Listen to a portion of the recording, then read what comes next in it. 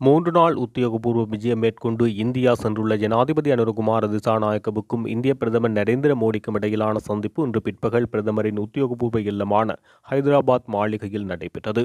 அதனைத் தொடர்ந்து இரட்டை வரி விதிப்பை தடுப்பது மற்றும் அரசு அதிகாரிகள் திறன் மேம்பாடு குறித்த புரிந்துணர்வு ஒப்பந்தங்கள் இந்திய இலங்கை தலைவர்கள் முன்னிலையில் கைச்சாத்திடப்பட்டன. இந்தியாவின் வெளிவகார கொள்கையில் இலங்கைக்கு விசேடமான இடம் உள்ளது என்பதை தாம் நன்கு அறிவதாக கூட்டு செய்தியாளர் சந்திப்பில் ஜனாதிபதி அனுரகுமார திசாநாயக்க நினைவு கூர்ந்தார். ஜனாதிபதி அனுரகுமார திசாநாயக்க தனது முதலாவது வெளிநாட்டு விஜயத்துக்காக இந்தியாவை தெரிவு செய்தமை தொடர்பில் தாம் மகிழ்ச்சி அடைவதாக இந்திய பிரதமர் நரேந்திர மோடி தெரிவித்தார். எதிர்கால நோக்குடன் இரு நாடுகளுக்கும் இடையிலான தொடர்புகளை புதிய கோணத்தில் கொண்டு செல்லும் வகையில் பௌதீக, டிஜிட்டல் மற்றும் எரிசக்தி ஆகிய பிரதான தூண்களை பலப்படுத்துவதற்காக இலங்கைக்கு தொழில்நுட்ப ஆதரவை வழங்குவதும், இரு நாடுகளுக்கும் இடையே மின்சார வலையமைப்பு இணைப்பு மற்றும் பல் உற்பத்தி, பெட்ரோலிய குழாய் இணைப்பை ஏற்படுத்துவது என்பது குறித்தும் இந்த கலந்துரையாடலில் கவனம் செலுத்தப்பட்டது. இந்திய அபிவிருத்தி ஒத்துழைப்பை தொடர்ந்து முன்னெடுக்கும் வகையில் அனுராதபுரம் புகையிரத பாதை சமிக்ஞை கட்டமைப்பு மற்றும் காங்கேசன் துறைமுக புனரமைப்பு என்பனவற்றுக்கு உதவி வழங்குவது தொடர்பிலும் இதன்போது நீண்ட கலந்துரையாடல் இடம்பெற்றது. இந்திய கல்வி ஒத்துழைப்பின் கீழ் அடுத்த வருடம் முதல் யாழ்ப்பாணம் மற்றும் கிழக்கு மாகாண பல்கலைக்கழகங்களைச் சேர்ந்த 200 மாணவர்களுக்கு மாதாந்த புலமை பரிசில் வழங்கப்பட உள்ளன. அடுத்த 5 வருடங்களில் 1500 இலங்கை அரசு ஊழியர்களுக்கு இந்தியாவில் பயிற்சி அளிக்க இந்திய பிரதமர் உடன்பாடு தெரிவித்துள்ளார். அத்தோடு வீடமைப்பு, புதுப்பிக்கத்தக்க எரிசக்தி மற்றும் உள்கட்டமைப்பு, இலங்கையில் விவசாயத்துறை, பால் உற்பத்தித்துறை மற்றும் கடற்தொழில்துறை முன்னேற்றம் என்பனவற்றுக்கு இந்தியா ஒத்துழைப்பு வழங்கும். இந்தியாவின் பாதுகாப்புக்கும் பிராந்தியத்தின் ஸ்திரத்தன்மைக்கும் பாதிப்பை ஏற்படுத்தும் வகையில் இலங்கை மண்ணை பயன்படுத்த ஒருபோதும் இடமளிக்கப் போவதில்லை என ஜனாதிபதி அனுரகுமார திசாநாயக்க தெரிவித்தார். பாதுகாப்பு ஒத்துழைப்பின் கீழ் கடல்சார் பாதுகாப்பு, பயங்கரவாத ஒழிப்பு, இணைய பாதுகாப்பு, கடத்தல் மற்றும் திட்டமிடப்பட்ட குற்றங்களுக்கு எதிராக போராடுதல், மனிதாபிமான உதவி மற்றும் அனர்த்த நிவாரணம் போன்ற விடயங்களில் ஒத்துழைப்பை அதிகரிப்பது குறித்தும் இந்த கலந்துரையாடலில் கவனம் செலுத்தப்பட்டது. ஜனாதிபதி அனுரகுமார திசாநாயக்கவுக்கு இந்திய பிரதமர் நரேந்திர மோடி பகல் போசன விருந்து வழங்கினார். இலங்கைக்கு விஜயம் செய்யுமாறு இந்திய பிரதமர் நரேந்திர மோடிக்கு ஜனாதிபதி அனுரகுமார திசாநாயக்க அழைப்பு விடுத்தார்.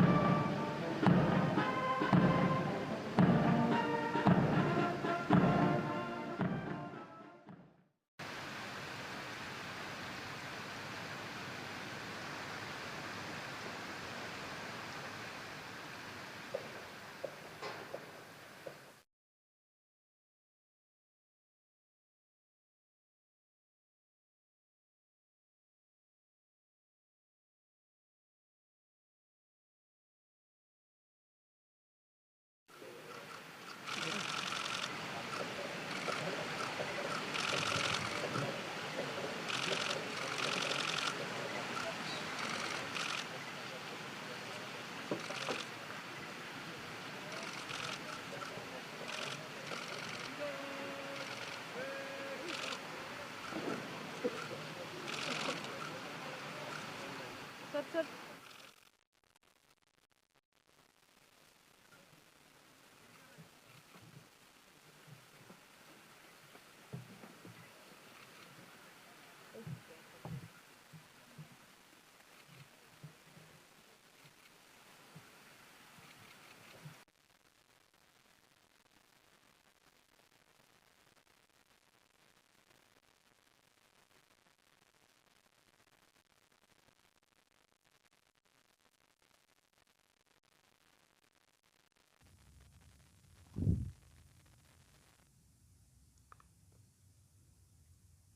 மூன்று நாள் உத்தியோகபூர்வ விஜயம் மேற்கொண்டு இந்தியா சென்றுள்ள ஜனாதிபதி அனுரகுமார திசாநாயக்கவுக்கும் இந்திய பிரதமர் நரேந்திர மோடிக்கும் இடையிலான சந்திப்பு இன்று பிற்பகல் பிரதமரின் உத்தியோகபூர்வ இல்லமான ஹைதராபாத் மாளிகையில் நடைபெற்றது. அதனைத் தொடர்ந்து இரட்டை வரி விதிப்பை தடுப்பது மற்றும் அரசு அதிகாரிகள் திறன் மேம்பாடு குறித்த புரிந்துணர்வு ஒப்பந்தங்கள் இந்திய இலங்கை தலைவர்கள் முன்னிலையில் கைச்சாத்திடப்பட்டன. இந்தியாவின் வெளிவகார கொள்கையில் இலங்கைக்கு விசேடமான இடம் உள்ளது என்பதை தாம் நன்கு அறிவதாக கூட்டு செய்தியாளர் சந்திப்பில் ஜனாதிபதி அனுரகுமார திசாநாயக்க நினைவு கூர்ந்தார். ஜனாதிபதி அனுரகுமார திசாநாயக்க தனது முதலாவது வெளிநாட்டு விஜயத்துக்காக இந்தியாவை தெரிவு செய்தமை தொடர்பில் தாம் மகிழ்ச்சி அடைவதாக இந்திய பிரதமர் நரேந்திர மோடி தெரிவித்தார். எதிர்கால நோக்குடன் இரு நாடுகளுக்கும் இடையிலான தொடர்புகளை புதிய கோணத்தில் கொண்டு செல்லும் வகையில் பௌதீக, டிஜிட்டல் மற்றும் எரிசக்தி ஆகிய பிரதான தூண்களை பலப்படுத்துவதற்காக இலங்கைக்கு தொழில்நுட்ப ஆதரவை வழங்குவதும், இரு நாடுகளுக்கும் இடையே மின்சார வலையமைப்பு இணைப்பு மற்றும் பல் உற்பத்தி, பெட்ரோலிய குழாய் இணைப்பை ஏற்படுத்துவது என்பது குறித்தும் இந்த கலந்துரையாடலில் கவனம் செலுத்தப்பட்டது. இந்திய அபிவிருத்தி ஒத்துழைப்பை தொடர்ந்து முன்னெடுக்கும் வகையில் அனுராதபுரம் புகையிரத பாதை சமிக்ஞை கட்டமைப்பு மற்றும் காங்கேசன் துறைமுக புனரமைப்பு என்பனவற்றுக்கு உதவி வழங்குவது தொடர்பிலும் இதன்போது நீண்ட கலந்துரையாடல் இடம்பெற்றது. இந்திய கல்வி ஒத்துழைப்பின் கீழ் அடுத்த வருடம் முதல் யாழ்ப்பாணம் மற்றும் கிழக்கு மாகாண பல்கலைக்கழகங்களைச் சேர்ந்த 200 மாணவர்களுக்கு மாதாந்த புலமை பரிசில் வழங்கப்பட உள்ளன. அடுத்த 5 வருடங்களில் 1500 இலங்கை அரசு ஊழியர்களுக்கு இந்தியாவில் பயிற்சி அளிக்க இந்திய பிரதமர் உடன்பாடு தெரிவித்துள்ளார். அத்தோடு வீடமைப்பு, புதுப்பிக்கத்தக்க எரிசக்தி மற்றும் உள்கட்டமைப்பு, இலங்கையில் விவசாயத்துறை, பால் உற்பத்தித்துறை மற்றும் கடற்தொழில்துறை முன்னேற்றம் என்பனவற்றுக்கு இந்தியா ஒத்துழைப்பு வழங்கும். இந்தியாவின் பாதுகாப்புக்கும் பிராந்தியத்தின் ஸ்திரத்தன்மைக்கும் பாதிப்பை ஏற்படுத்தும் வகையில் இலங்கை மண்ணை பயன்படுத்த ஒருபோதும் இடமளிக்கப் போவதில்லை என ஜனாதிபதி அனுரகுமார திசாநாயக்க தெரிவித்தார். பாதுகாப்பு ஒத்துழைப்பின் கீழ் கடல்சார் பாதுகாப்பு, பயங்கரவாத ஒழிப்பு, இணைய பாதுகாப்பு, கடத்தல் மற்றும் திட்டமிடப்பட்ட குற்றங்களுக்கு எதிராக போராடுதல், மனிதாபிமான உதவி மற்றும் அனர்த்த நிவாரணம் போன்ற விடயங்களில் ஒத்துழைப்பை அதிகரிப்பது குறித்தும் இந்த கலந்துரையாடலில் கவனம் செலுத்தப்பட்டது. ஜனாதிபதி அனுரகுமார திசாநாயக்கவுக்கு இந்திய பிரதமர் நரேந்திர மோடி பகல் போசன விருந்து வழங்கினார். இலங்கைக்கு விஜயம் செய்யுமாறு இந்திய பிரதமர் நரேந்திர மோடிக்கு ஜனாதிபதி அனுரகுமார திசாநாயக்க அழைப்பு விடுத்தார்.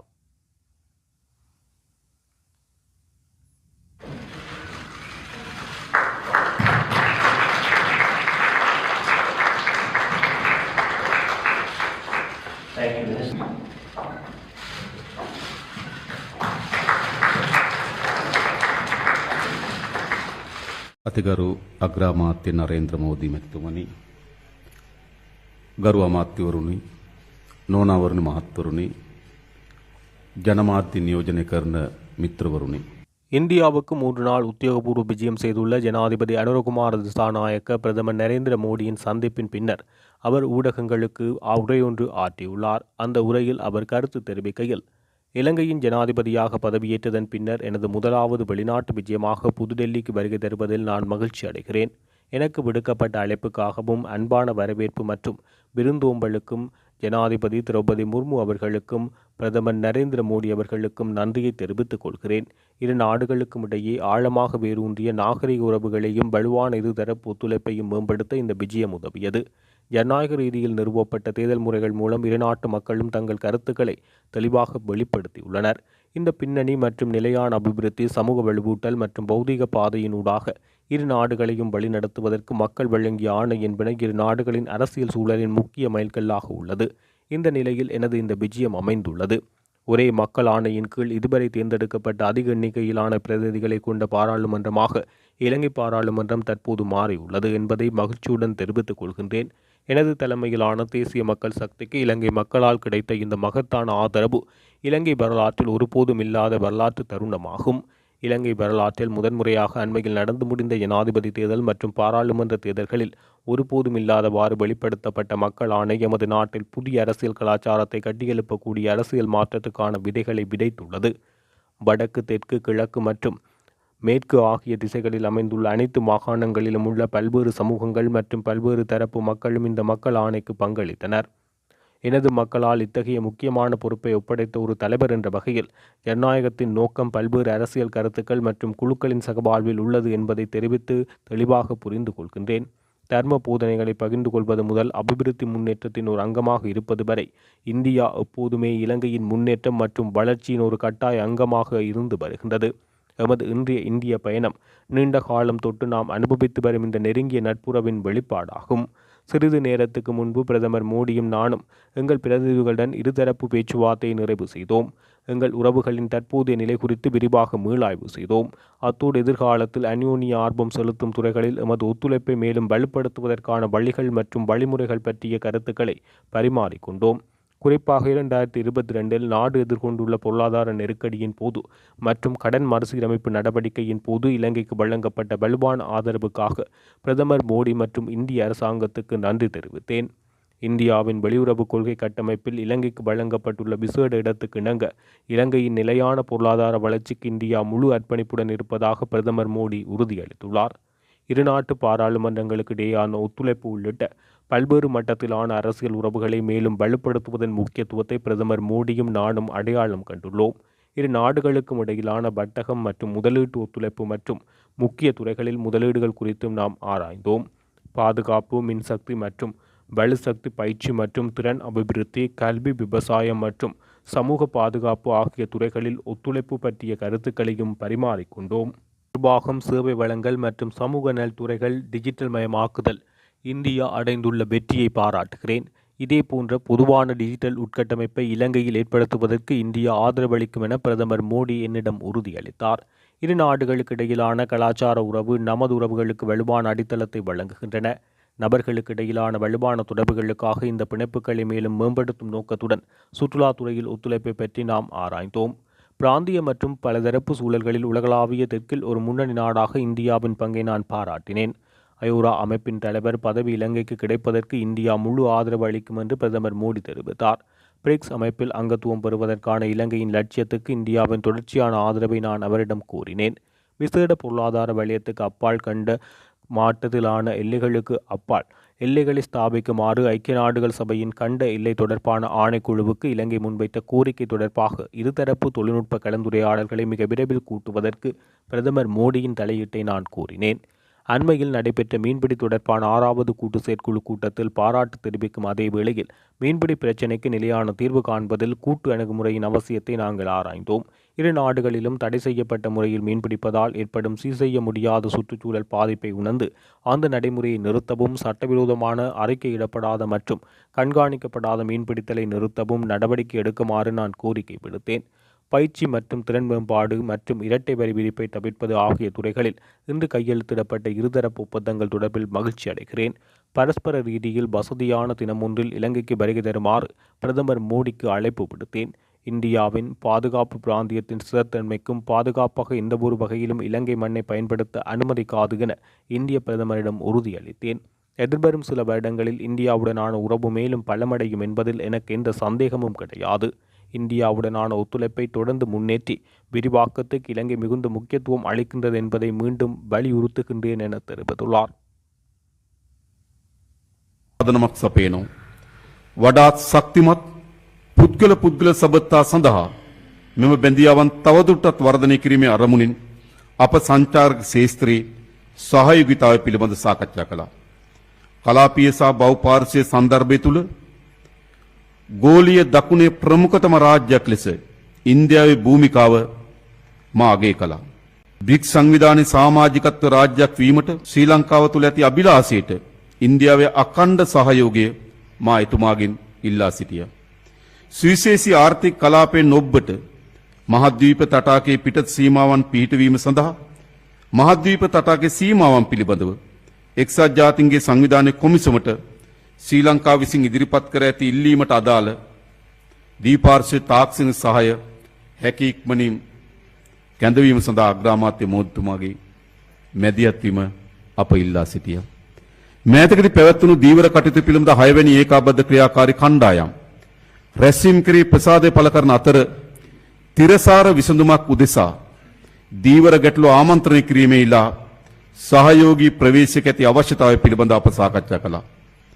දෙරටේම තහනම් භාවිතාවක් වන පතුලේ ඇදගෙන යන දැල්ලාම් පන්න ක්‍රමයෙන් සිදුවන යලි පිළිසකර කළ නොහැකි පාරිසරික හානිය හඳුනා ගනිමින් එම භාවිතය නැවැත්වීමට නීති විරෝධී වාර්තා නොකරන ලද නියාමනය නොකරන ලද දීවර කටයුතු නැවැත්වීමටත් පියවර ගන්නා ලෙස අප ඉල්ලා සිටියා. පුහුණුවීම සහ සක්්‍යතා වර්ධනයේ දිවිත්ව බදුකරණයේ වැළැක්වීම යන ශේෂ්ත්‍රවලට අදාළ අත්සන් ලැබුණු දීපාර්ශ්වීය ගිවිසුම් අද දින හුවමාරු කරගනු ලැබීම පිළිබඳව මා සතුටටපත් වෙනවා. අන්‍යෝන්‍ය වශයෙන් පහසු දිනයක ශ්‍රී ලංකාවේ සංචාරක නියන ලෙසට මා අග්‍රාමාත්‍ය මෝදි මැතිතුමාට ආරාධනා කළා. ඉන්දියාවේ ආරක්ෂාවටත් කලාපයේ ස්ථාවරයටත් හානිදායක වන කිසිදු ආකාරයකින් සිය භූමිය යොදා ගැනීමට ශ්‍රී ලංකාව ඉඩ නොදෙන බවට මා ඉන්දියානු අග්‍රාමාත්‍යතුමාට පොරොන්දු වුණා. සහතික වුණා. එළබෙන වසර ගණනාවක් තුළ තවදුරටත් ශක්තිමත් වන ඇති බවට මා තුළ කිසිදු සැකයක් නැති ඉන්දියාව සමග ඇති සහයෝගිතාවේ අඛණ්ඩ වර්ධනය කිරීම සහ පුළුල් කිරීම කෙරෙහි ශ්‍රී ලංකාව විශාල වැදගත්කමක් ලබා දෙන බව නැවත අවධාරණය කරමින් මගේ අදහස් දැක්වීම අවසන් කරනවා. බෙහෙවින්ම ස්තුතියි. Thank you, sir. That concludes the press statements. Thank you for your presence, ladies and gentlemen. Your excellency राष्ट्रपति दिशा नायक जी, दोनों देशों के डेलीगेट्स, मीडिया के सभी साथी, नमस्कार। मैं राष्ट्रपति दिशा नायक का भारत में हार्दिक स्वागत करता हूं। हमें खुशी है कि राष्ट्रपति के रूप में अपनी पहली विदेश यात्रा के लिए आपने भारत चुना है। आज की इस यात्रा से हमारे संबंधों में नई गति और ऊर्जा का सृजन हो रहा है। हमने अपनी पार्टनरशिप के लिए एक फ्यूचरिस्टिक विजन अपनाया है। हमने अपनी आर्थिक साझेदारी में इन्वेस्टमेंट लेड ग्रोथ और कनेक्टिविटी पर बल दिया है और निर्णय लिया है कि फिजिकल, डिजिटल और एनर्जी कनेक्टिविटी हमारी भागीदारी के अहम स्तंभ होंगे। दोनों देशों के बीच इलेक्ट्रिसिटी ग्रिड कनेक्टिविटी और मल्टी प्रोडक्ट पेट्रोलियम पाइपलाइन स्थापित करने पर काम किया जाएगा। सामपुर सोलर पावर प्रोजेक्ट को गति दी जाएगी। साथ ही श्रीलंका के पावर प्लांट्स के लिए एलएनजी सप्लाई की जाएगी। द्विपक्षीय व्यापार को बढ़ावा देने के लिए दोनों पक्ष एकता को जल्द संपन्न करने का प्रयास करेंगे। फ्रेंड्स, भारत ने अब तक श्रीलंका को $5 बिलियन की लाइन्स ऑफ क्रेडिट और ग्रांट सहायता प्रदान की है। श्रीलंका के सभी 25 जिलों में हमारा सहयोग है और हमारे प्रोजेक्ट्स का चयन सदैव पार्टनर देशों की विकास प्राथमिकताओं पर आधारित होता है। अपने विकास सहयोग को आगे बढ़ाते हुए हमने निर्णय लिया है कि माहो अनुराधापुरम रेलवे सेक्शन के सिग्नलिंग सिस्टम और कांके संथुराई पोर्ट के पुनरुद्धार के लिए ग्रांट सहायता दी जाएगी। शिक्षा सहयोग के तहत अगले वर्ष से जाफना और पूर्वी प्रांत के विश्वविद्यालयों में 200 छात्रों को मासिक छात्रवृत्ति दी जाएगी। अगले 5 वर्षों में श्रीलंका को 1500 सिविल सर्वेंट्स को भारत में प्रशिक्षण दिया जाएगा।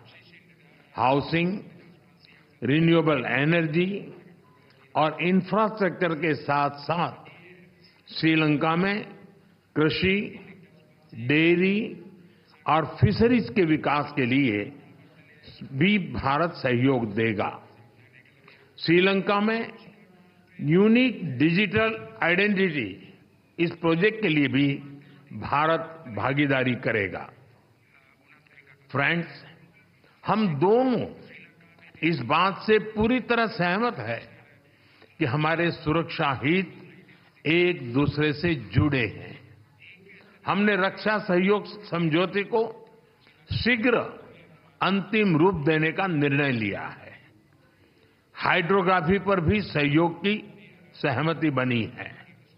हम मानते हैं कि कोलंबो सिक्योरिटी कॉन्क्लेव क्षेत्रीय शांति, सुरक्षा और विकास के लिए अहम प्लेटफॉर्म है।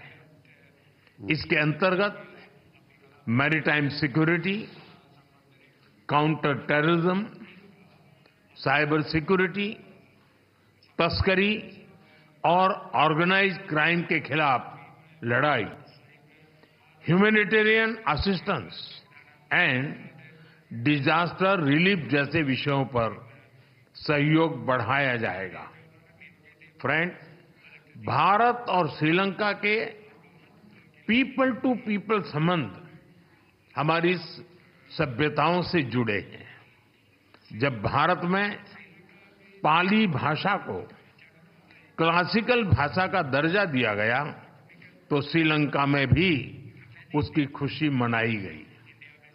फेरी सर्विस और चेन्नई जाफना फ्लाइट कनेक्टिविटी से पर्यटन को बढ़ावा मिला है और साथ ही हमारे सांस्कृतिक संबंधों को भी मजबूती मिली है। हमने निर्णय लिया है कि नागपतिनाम और कंकेसंथुराई फेरी सर्विस की सफल शुरुआत के बाद अब रामेश्वरम और तलाइमनार के बीच फेरी सर्विस शुरू की जाएगी। बौद्ध सर्किट और श्रीलंका के रामायण ट्रेल के माध्यम से पर्यटन की अपार संभावनाओं को साकार करने पर भी काम किया जाएगा। फ्रेंड्स, हमने मछुआरों की आजीविका से जुड़े मुद्दों पर भी चर्चा की। हम सहमत हैं कि हमें इस मामले में एक मानवीय अप्रोच के साथ आगे बढ़ना चाहिए। हमने श्रीलंका में रिकंस्ट्रक्शन और रिकंसिलिएशन पर भी बात की। राष्ट्रपति दिशा नायक ने अपने समावेशी दृष्टिकोण के बारे में मुझे बताया।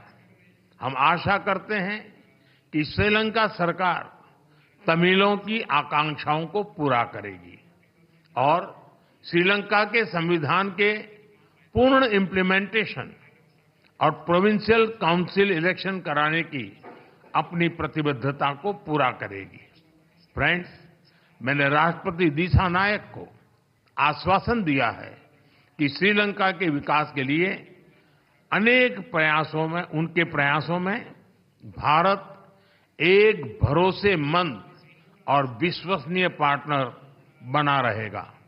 एक बार फिर मैं राष्ट्रपति दिशा नायक और उनके प्रतिनिधि मंडल का भारत में स्वागत करता हूं।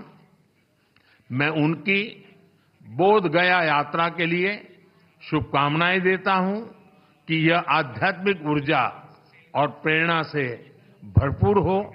बहुत बहुत धन्यवाद।